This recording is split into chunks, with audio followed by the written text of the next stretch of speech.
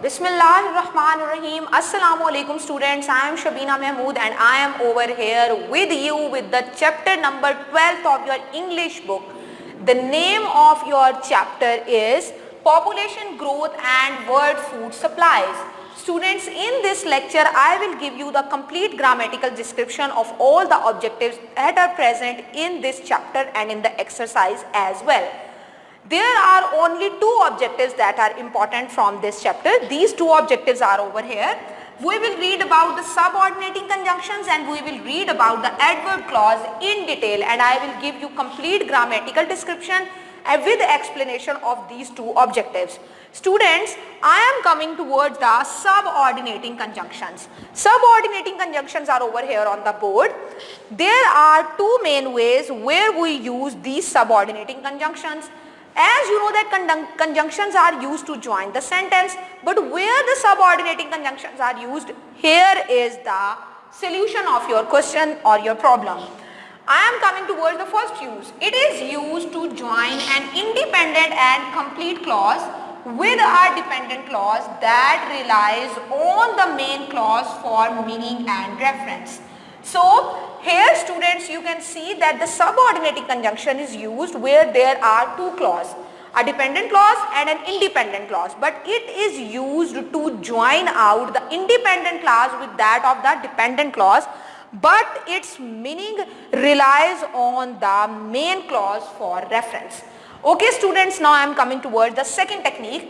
It comes before the dependent clause, but the dependent clause itself can be placed either ahead or following the independent clause.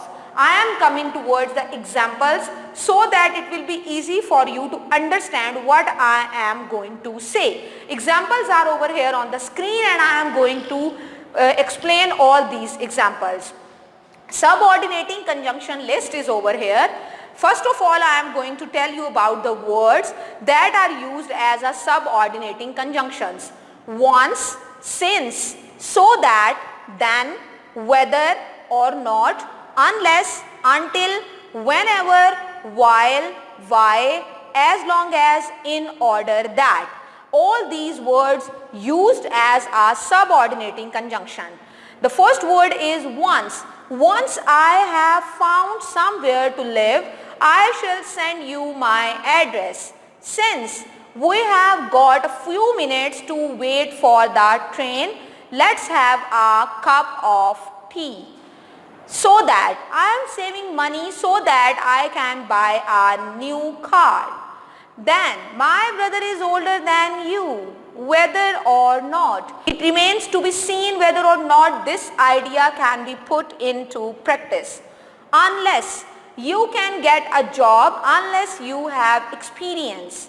Until I was up until 3 o'clock trying to get it finished. Whenever I am embarrassed, whenever I think about it.